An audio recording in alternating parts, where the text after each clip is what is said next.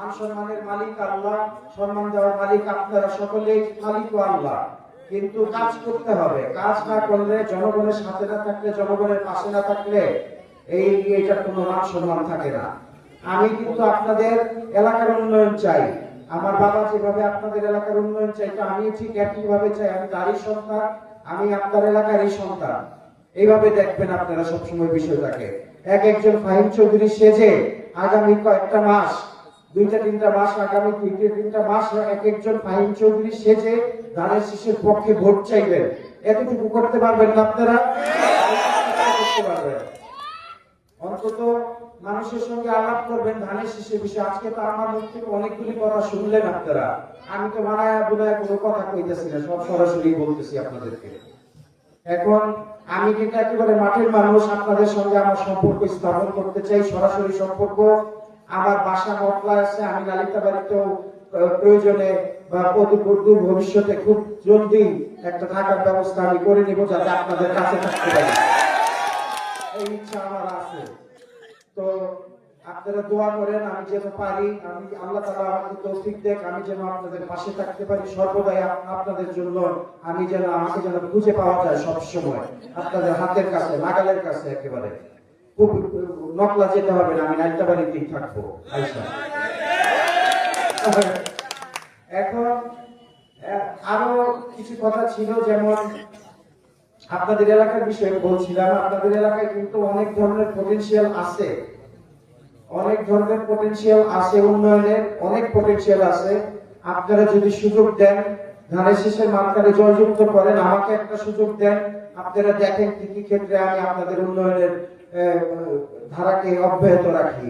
বিশেষ করে নারী শিক্ষা, নারীর অগ্রাধিকার, স্বাস্থ্য, চিকিৎসা, কৃষি সম্প্রসারণ এবং পর্যটন।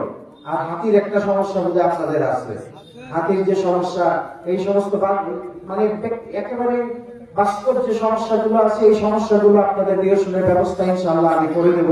আপনারা আমাকে সুযোগ দেন, শুধুমাত্র ভোটের দিন ভোট কেন্দ্রে উপস্থিত হয়ে মূল্যবান ভোটটি আপনারা করবেন, ভোটাধিকার প্রয়োগ করবেন। আমরা অনেকেই বিগত 18 বছরে ভোট দিতে জানি না কেমনে ভোট হয়েছে বা ভোট কি জিনিস।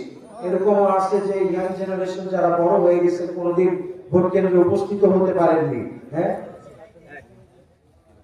না না, যারা আছে, হ্যাঁ তুমি কম যাই হোক, বুদ্ধি দেয় এখানে বলে লাগে, বুঝছো? মানুষ আগ্রহ হয়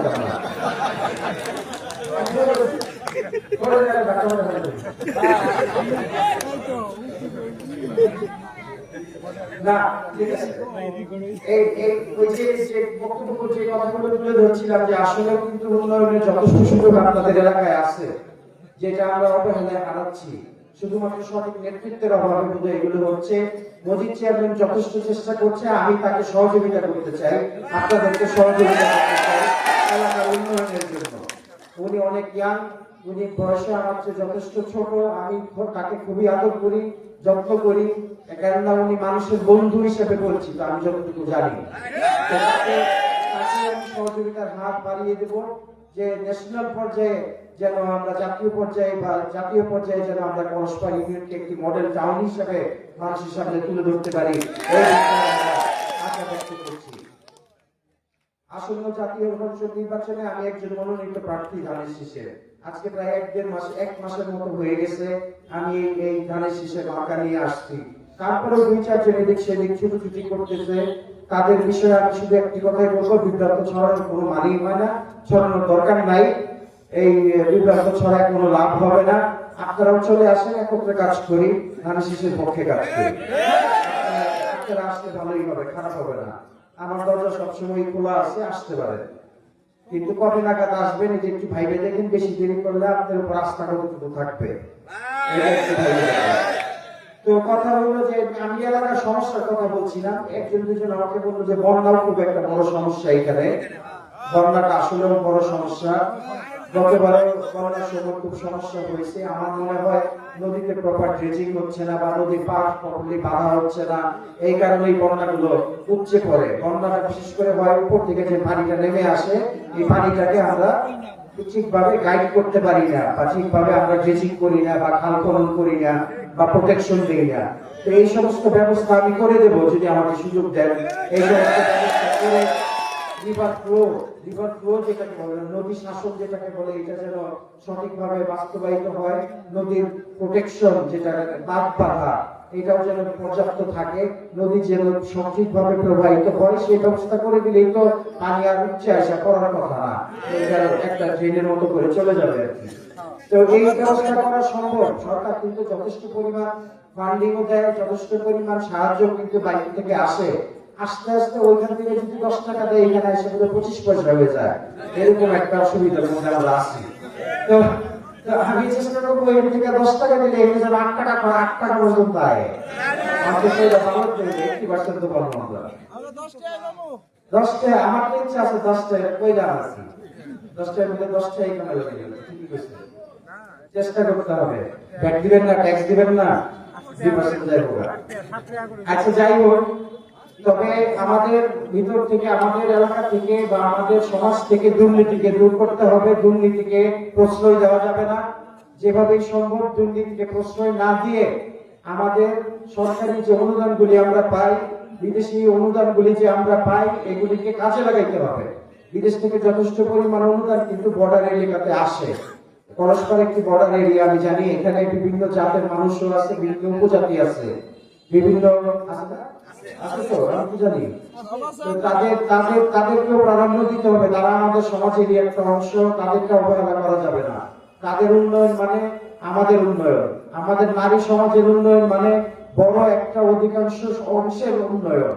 আমাদের নারী সমাজকে একটা শক্তি হিসাবে আমরা যদি দেখি, তাদেরকে যদি আমরা কাজে লাগাইতে পারি, ঘরে বসে যদি তারা একটা ইনকামের ব্যবস্থা করে দিতে পারি, তাহলে তো মনে হয় আমাদের বিরাট বড় একটা উপকার হবে, হবে না? তারা যদি ঘরে বসে ইনকাম করতে পারে, এরকম একটা সূত্র ধরে দিলে, এরকম একটা সূত্র ধরে দিলে খুবই ভালো হবে। আমাদের ওই ধরনের প্ল্যান আছে, আমার ওই ধরনের ইচ্ছা আছে, কিন্তু সুযোগটা পাচ্ছি না। সুযোগটা আপনারা করে দিয়ে, সুযোগটা আপনারা করে দিবেন যাতে আমি করতে পারি এগুলি বাস্তবায়ন। তো পরিশেষে বক্তব্য আর তো দেওয়ার মতো তেমন কিছু নাই। কথা অনেকগুলো বলে ফেলছি। আমার কথা কেউ মনে যদি কষ্ট পেয়ে থাকে দয়া করে মাফ করবেন। বক্তব্য দিয়ে অভ্যাস নাই, নতুন নতুন শিখছি, মিস্টেক হইতে পারে। আমি ধন্যবাদ জানাতে চাই আজকের অনুষ্ঠানের উদ্যোক্তাদের এবং যারা আয়োজন কমিটিতে ছিলেন, যারা এই সুন্দর করে আয়োজন করেছেন। খুবই সুন্দর, খুবই মনোরম পরিবেশে আমরা এই অনুষ্ঠানটি মানে এনজয় করছি। এবং আমি ধন্যবাদ জানাতে চাই যারা মঞ্চে বসে আছেন আমার সঙ্গে, যারা মঞ্চের সামনে বসে আছেন, যারা মাইকের আওয়াজে কথা শুনছেন, মা ও বোনেরা, তাদের উপস্থিতি আমি একান্তভাবে কামনা করি। যেখানে সুযোগ হবে তাদেরকে সুযোগ করে দিবেন। তারা কিন্তু আমাদেরই বৃহৎ একটা অংশ এবং তারা এক বৃহৎ একটা শক্তি। ইতিমধ্যে আপনারা হয়তো জানেন যে ভোটাধিকার, ভোটের যে সংখ্যা, ভোটার সংখ্যার ভিতরে অধিকাংশই কিন্তু নারী, এবং নারীদেরকে অবশ্যই আমাদের এগিয়ে দিতে হবে।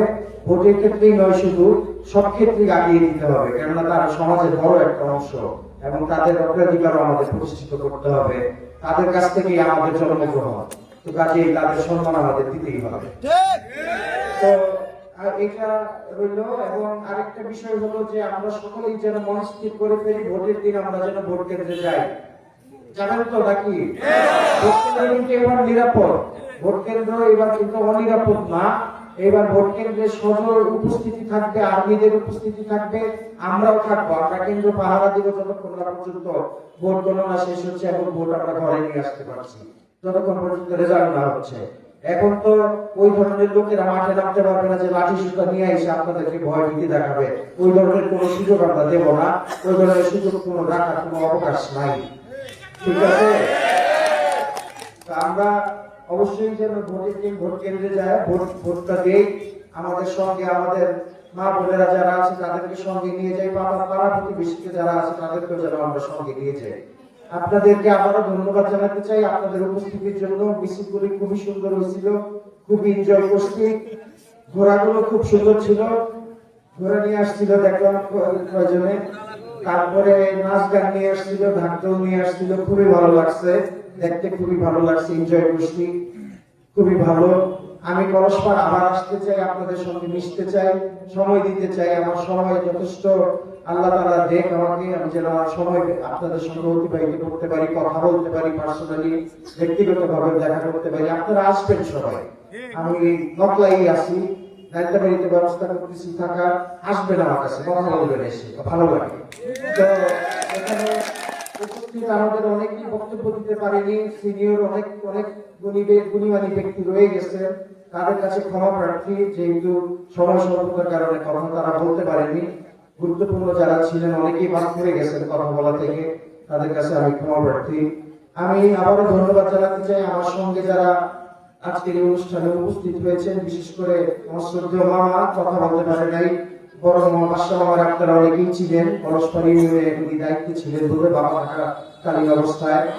তারপরে টুকুন কাকা আসছিল, এবং এখানে অনেক গণ্যমান্য ব্যক্তি আছে, ইউনুস কাকা কথা বলতে পারে না, রিপন তালুকদার কথা বলতে পারে না, বড় মামা বাদশা মামা। তারপরে অনেকেই কথা বলতে পারেনি, অনেকেই অনুপস্থিত হয়ে গেছে। আমি আমন্ত্রণ জানাবো যারা অনুপস্থিত তারা যেন আসি করে একসঙ্গে কাজ করে। আমি সকলকে আহ্বান জানাই, অনেকেই লাভ করছে, এখানে আরো হয়ে গেছে আমাদের এখানে অনেক মুরব্বীরা হয়ে গেছে, যেমন হাতের কাকা রাজনগরের বসে রয়েছে, জিন্না কাকা বসে রয়েছে, সবাই আসছিলেন, কিন্তু সবাই স্বতঃস্ফূর্তভাবে সমস্ত মিটিংয়ে তারা যায় এবং সমস্ত মিটিংয়ে তারা কথা বলার ইচ্ছা প্রকাশ করে, কিন্তু অনেক জায়গায় অনেক সময় সুযোগ হয় না, সব সময় হয় না আর কি।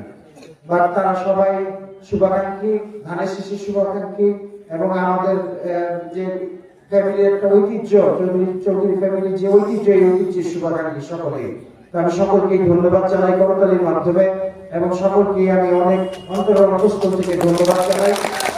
আজকে আপনাদের সকলের সুস্বাস্থ্য কামনা করে আজকের এই কথা আমি এখানে শেষ করলাম। বাংলাদেশ জিন্দাবাদ, বাংলাদেশ জাতীয়তাবাদী দল জিন্দাবাদ, তারেক জিয়া জিন্দাবাদ, বেগম খালেদা জিয়া জিন্দাবাদ, শহীদ জিয়া অমর হোক। আসসালামু আলাইকুম ওয়া রাহমাতুল্লাহি ওয়া বারাকাতুহু।